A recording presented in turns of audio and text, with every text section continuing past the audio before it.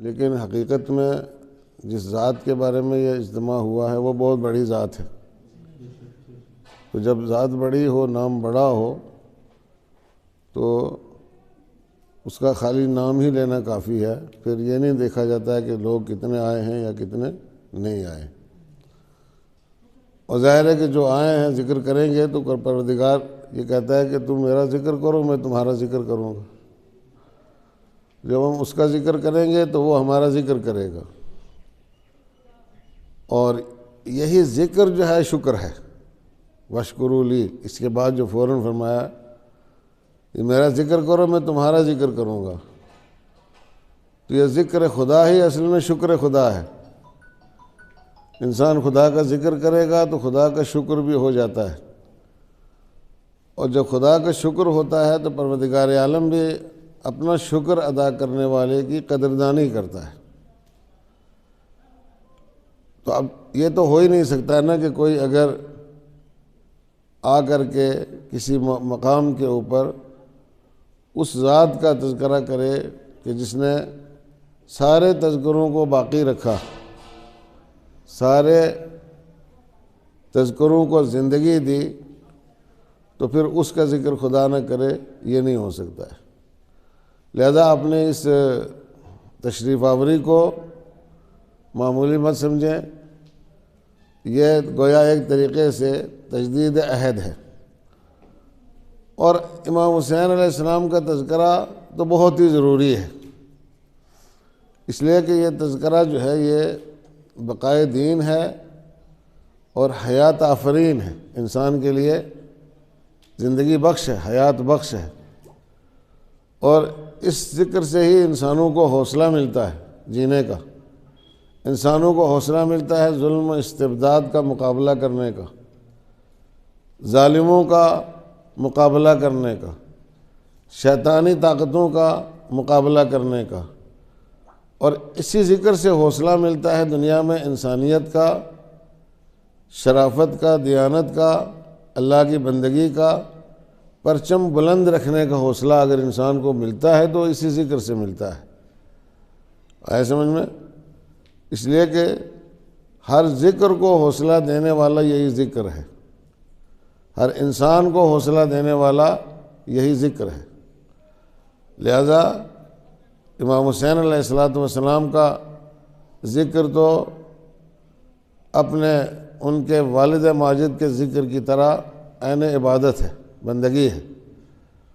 ایسے سمجھ میں رسول نے کہا زینوا مجالسکم بذکر علی ابن ابی طالب، اپنی مجلسوں کو علی ابن ابی طالب کے ذکر سے زینت دو، لأن ذکرہ ذکری، اس لیے کہ اس کا ذکر میرا ذکر ہے، وذکری ذکر اللہ، اور میرا ذکر اللہ کا ذکر ہے، وذکر اللہ عبادہ، اور اللہ کا ذکر جو ہے وہ عبادت ہے۔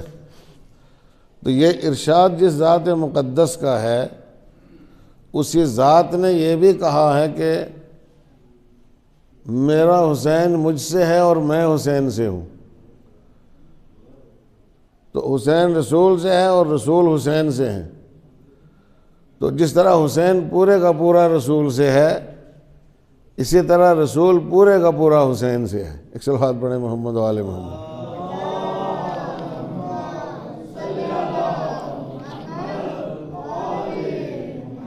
اس کا مطلب یہ ہوا کہ جو کچھ حسین کا ہے وہ رسول کا ہے،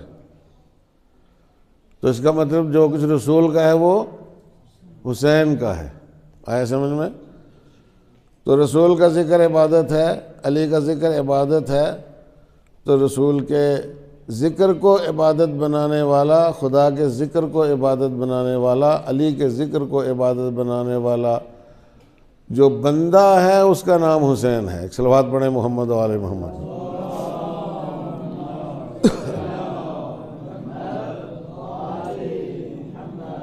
تو یہ تو طے ہے کہ کائنات میں، پوری کائنات میں اگر کسی ذات کا ذکر متفقن علیہ ہے اور ساری انسانیت اس کے اوپر اتفاق رکھتی ہے، اور ساری انسانیت، دین والے نہیں، شریعتوں والے نہیں، بلکہ تمام انسان اس ذکر کے سامنے سر تسلیم خم کرتے ہیں، وہ ذکر ہے امام حسین علیہ السلام کا ذکر۔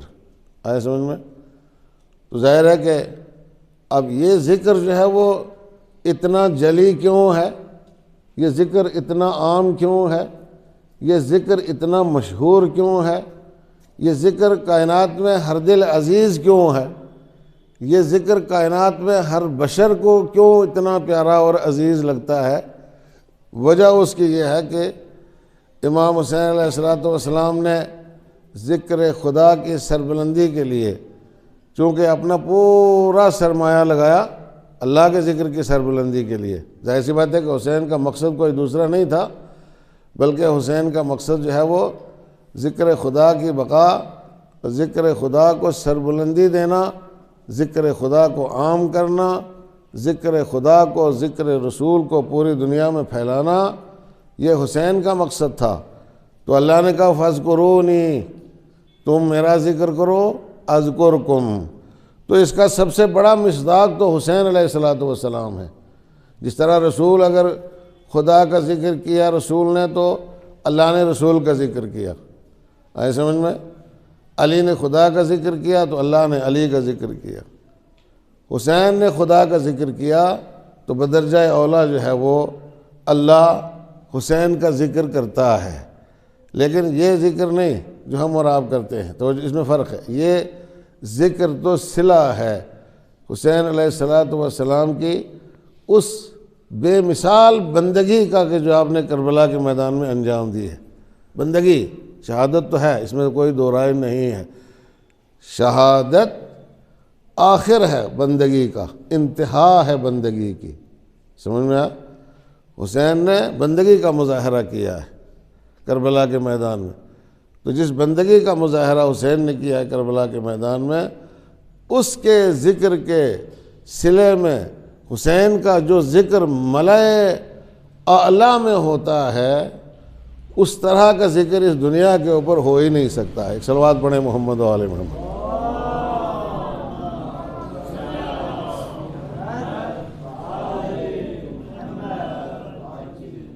ہم اگر روئے زمین پر حسین کا ذکر کرتے ہیں تو اس سے حسین کے ذکر میں کوئی اضافہ نہیں ہوتا ہے، آئے سمجھے؟ اس لیے نہیں ہے کہ ذکر حسین میں کوئی اضافہ کیا جائے۔ ہم روئے زمین پر اس لیے حسین کا ذکر کرتے ہیں کہ ان کے ذکر کے صدقے میں کہیں پر ہمارا بھی ذکر ہوتا ہے، ان کے ذکر کے صدقے میں ہوتا ہے۔ اگر ہمارا کہیں ذکر ہوتا ہے تو اسی ذکر کے صدقے میں ہوتا ہے، چاہے وہ دنیا میں کہیں پر ہمارا ذکر ہوتا ہو یا دنیا کے علاوہ۔ جب تم فرش پر بیٹھ کر کے حسین کا ذکر کرو گے تو خدا نے کہا کہ اذکرکم، کہا نا میں تمہارا ذکر کروں گا، تو خدا کہاں ذکر کرے گا؟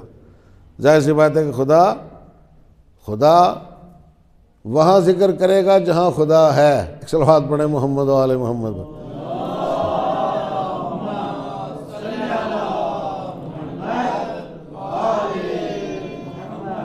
تو تم محدود لوگوں کے درمیان میں، ظاہر جب دنیا ساری اگر ایک جگہ جمع ہو جائے تب بھی محدود ہے نا، تب بھی کیا ہے؟ محدود ہے۔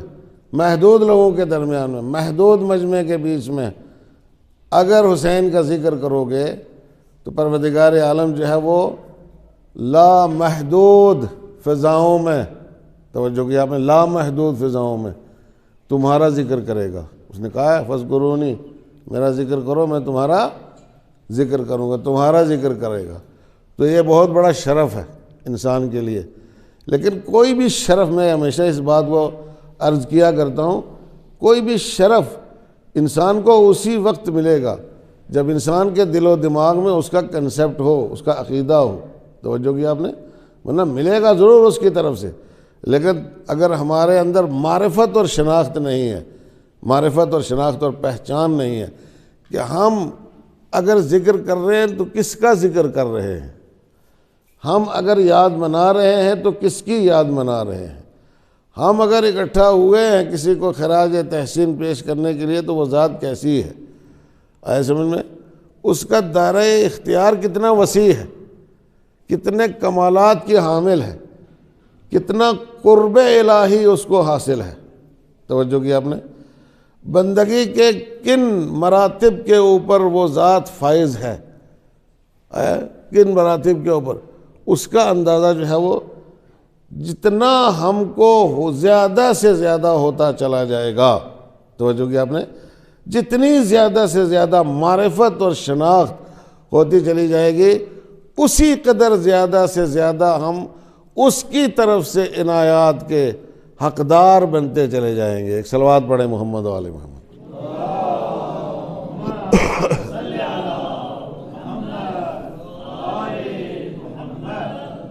آیا سمجھ میں؟ تو اب آدمی کے سلیقے کے اوپر ڈیپینڈ کرتا ہے، انسان کے ظرف کے اوپر منحصر ہے، ہمارا ظرف کتنا ہے، ہمارے اندر معرفت کتنی ہے، ہمارے اندر شناخت کتنی ہے، آیا سمجھ میں؟ کتنی شناخت ہے کہ ہم کیا توقع رکھ سکتے ہیں اس ذات سے، کتنی توقع رکھ سکتے ہیں اس ذات سے۔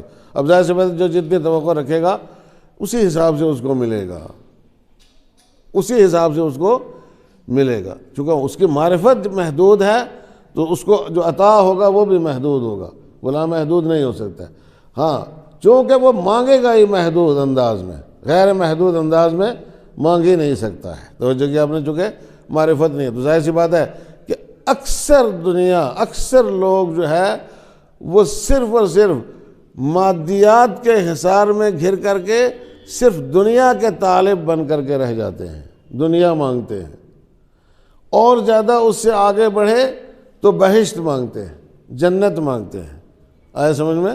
بس اس سے زیادہ کوئی مانگ نہیں سکتا ہے، توجہ کہ آپ نے، تو یہ تو کوئی بڑی بات نہیں ہے، یہ کوئی بڑی بات اس امام کے لیے کہ جس کا اختیار بہت وسیع ہے، امام کا اختیار بہت وسیع ہے، اس کے لیے یہ چیزیں دینا کوئی بڑی بات نہیں ہے، لیکن ظرفیت اور استحقاق جو ہے وہ ہونا بہت زیادہ ضروری ہے۔ اس کے لیے انسان کو اپنے اندر ظرفیت پیدا کرنا پڑے گی اور اپنے اندر استحقاق پیدا کرنا پڑے گا، اور ظرفیت اور استحقاق جو ہے وہ معرفت اور شناخت کے بغیر پیدا نہیں ہو سکتا ہے۔ ایک صلوات پڑھیں محمد و آل محمد پر۔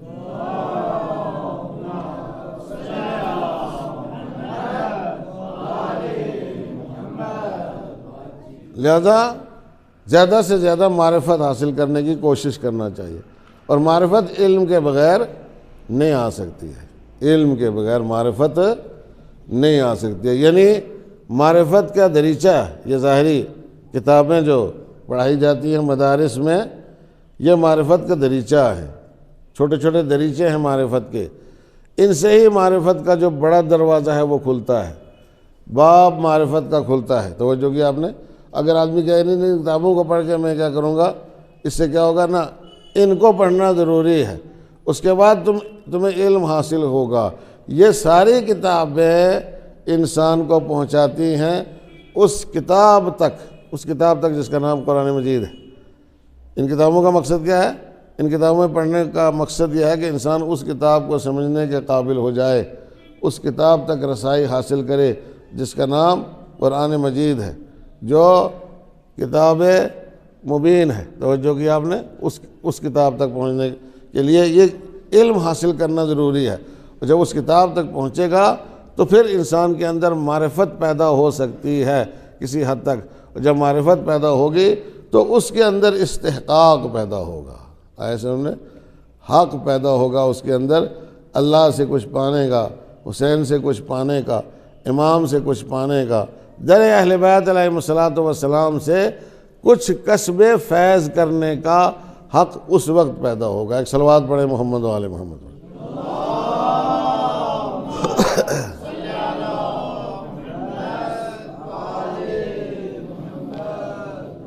لہذا علم سے غفلت مت برتیں، علم حاصل کرنا بہت زیادہ ضروری ہے۔ علم کے بغیر کسی کو کچھ نہیں ملنے والا ہے، علم کے بغیر کسی کو کچھ بھی نہیں ملنے والا ہے۔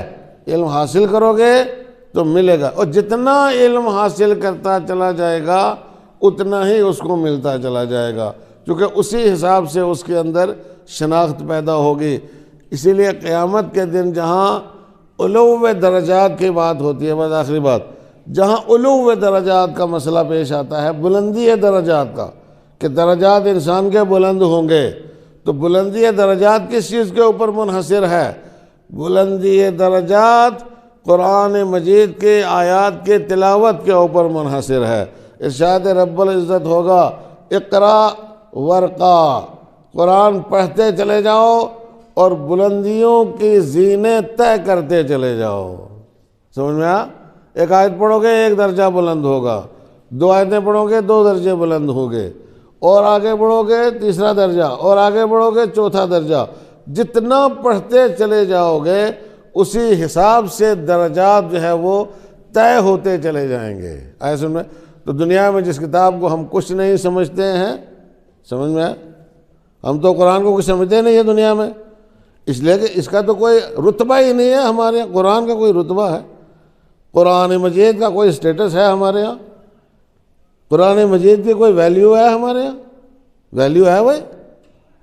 ہاں کہتے ہیں جھاڑ پھونک کے کام آتا ہے، تعویذ بتی جو ہے یہ ہوتا ہے، آیتیں پڑھ کے لوگ پھونکتے ہیں تو آدمی کو شفا ملتی ہے، یہ وہ دوسرا جو ہے بڑا کام آتا ہے قرآن مجید۔ سمجھ میں آیا بھائی؟ اتنا ہی ہے نا؟ لیکن نہیں، یہ قرآن مجید دنیا میں بھی ترقی کا ذریعہ ہے، لیکن آخرت میں ترقی کا واحد ذریعہ جو ہے وہ یہی ہے۔ خود اہل بیت علیہ السلام کے حضور میں جاؤ گے کہ مولا ہمیں جنت ملے، جنت میں درجات ملیں، تو کہیں گے پڑھو قرآن، پڑھو قرآن میرے چاہنے والے ہو، پڑھو قرآن، پڑھتے جاؤ بلند ہوتے جاؤ، پڑھتے جاؤ بلند ہوتے جاؤ۔ لیکن اگر کسی نے دنیا میں قرآن پڑھا ہی نہیں، قرآن سمجھا ہی نہیں، قرآن سے راہ و رسم برقرار ہی نہیں کی، قرآن سے رشتہ استوار نہیں کیا، قرآن کے ساتھ تعلقات پیدا نہیں کیے، قرآن مجید کے ساتھ دوستی نہیں بڑھائی، آئے سمجھ میں؟ آہو بھگت نہیں بڑھائی قرآن مجید کے ساتھ، اٹھا بیٹھا نہیں قرآن مجید کے ساتھ، محشور نہیں ہوا قرآن مجید کے ساتھ دنیا میں، تو ظاہر سی بات ہے کہ آخرت میں تو قرآن جو ہے وہ ایسے تھوڑا ہی دماغ میں آ جائے گا۔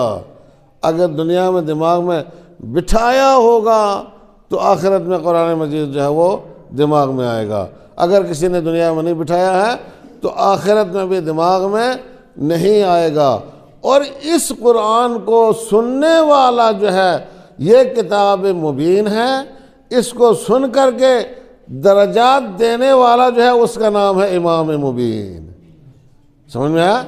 وہ امام مبین ہے، مگر امام مبین درجے کتاب مبین کی انسان کے اندر جو استعداد اور صلاحیت ہوگی اس کے بیس کے اوپر عطا کرے گا۔